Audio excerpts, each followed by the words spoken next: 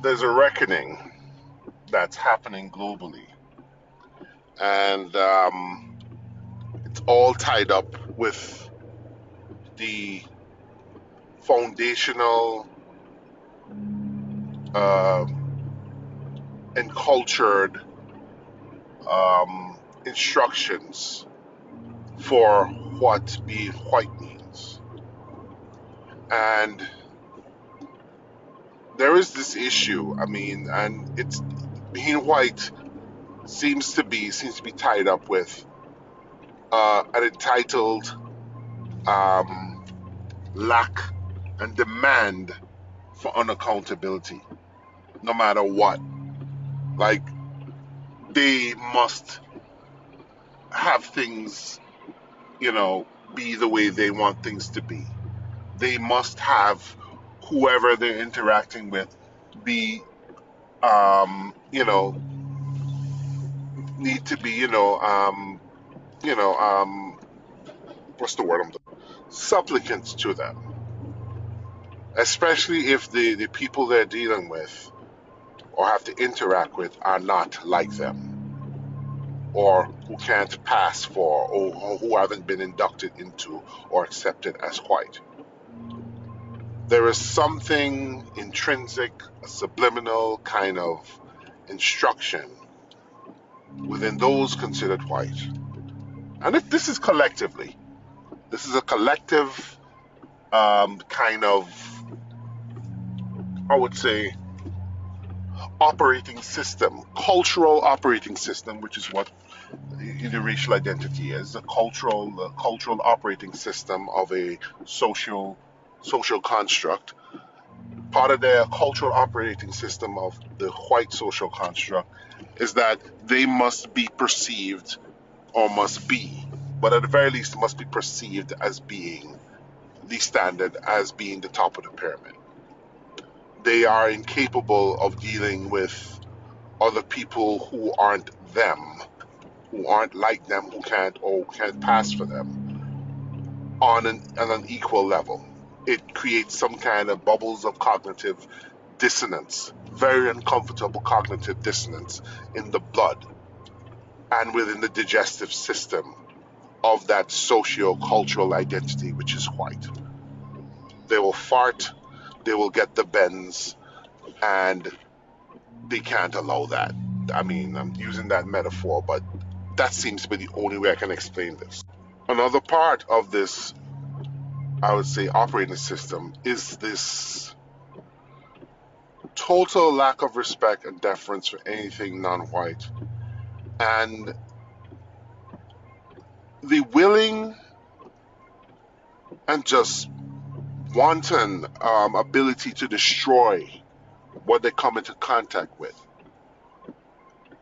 and to destroy it for their own ends, based on the most limited of understanding of what they're encountering. They're willing to destroy it.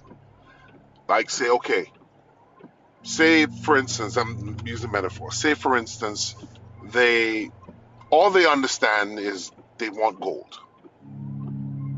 They run into a structure like a statue that's made by people who are not white, and the statue has all kind of technological things within. The statue does all kind of technological things that would benefit them if they learn to do it. But because these people that are white only understand that they value gold, and the gold is at the statue's feet and in the statue's eyes, white people will proceed to destroy that statue with all the technological marvels, with all the technology within it, and destroy all of that technology, having it be lost to time forever, just to get the gold feet and to get the gold eyes. They think nothing else is worth it because they don't understand it. This is that lack of deference to people's not whites, lack of deference to things created by people that are not them. we saw this kind of lack of deferential attitude and just the penchant for what I call nihilism, right? Born of ignorance and that same thing. When they took over, when they overthrew the Moors that used to rule over Portugal, Spain, Europe, and other parts of Europe, even up to the British Isles. The Moors left a lot of like technological advances, devices, technology all over Europe. They left libraries, expansive libraries full of their knowledge that the Moors as a people took centuries or maybe thousands of years to curate and decided to bring to Europe, right? The whitey people, Europeans at the time, who didn't understand this technology, didn't understand anything, they just decided, oh, this thing must be of Satan. They decided to destroy these libraries. They burned the knowledge. They literally burned books. Sound familiar? They're literally doing that right now in this country. But this is something, this is a proclivity it seems that white people have. You know, they burn and destroy anything they don't understand, and if they recognize something within what they don't understand, right, that value, they will destroy that. They will destroy everything to extract that, as I said with the statue. I had a professor in college that once told me that because of the Europeans' penchant for destroying what they don't understand, right, they may have set mankind back collectively, technologically, at least 500 years, possibly more.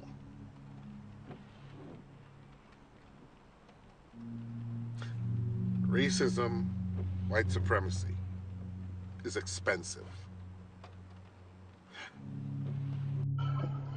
It explains the attitude of the white man when it comes to colonialization. They went to great, interconnected, well-developed societies like in the Latin Americas, North, Central, South America, who had well-developed societies like technological advances that we still don't even understand to this day. They went to Africa with great nations and stuff like that. Were, yeah, things weren't perfect, obviously, but the people there were well established. They had a lot of knowledge and things like that. They went to Asia, especially like South Asia, India, Sri Lanka, Pakistan, those places, who had great kingdoms and technological advances like for thousands of years. They went to the Middle East where great civilizations were, and they did the same thing. They just destroyed all those civilizations, destroyed the technological statues of those civilizations that I mentioned, and extracted only the gold feet and the gold eyes of those things, to use that metaphor I started later, and destroyed everything else. And that is the thing I'm saying. It's like the white identity seems to require themselves to be seen at the top, and they just feel like they do not have to defer to or respect anyone that isn't them.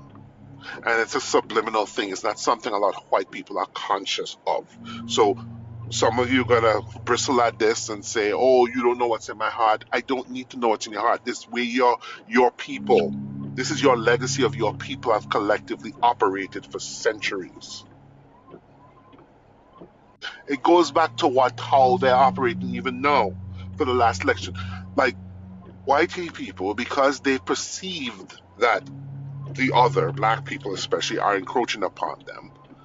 And, they perceive that that the other needs to be beaten back, needs to be hurt, needs to be pulled back, needs to be managed. You know what I'm saying? Need to be taken back a peg. They're too uppity, they're too proud. So they're destroying everything in this country. Of course, they're looting it as well. But they're destroying everything in this country. And with the willing cheering on of white people who will be hurt with it. But these white people are cheering it on because it's hurting the other. It's hurting black people. It's hurting those not white. So white people, even though they're going to be hurt, like I was on a live with Castle yesterday, and this white man was on there crashing out, exhibiting the same thing I was talking about. It also explains why the European powers are having such a hard time with just simply treating the African nations like they're equals, treating them with the up and up, treating them with respect. Just treat them like how you treat any other European country. Just treat them that way. That's all they have to do. That's all the United States, it's all Europe has to do. Treat the African nations who are trying to pick themselves up after the colonial Holocaust. They try to pick themselves up and reestablish themselves and assert themselves. And these America and all these white European nations just have a problem with that. They're just incapable of just letting them be.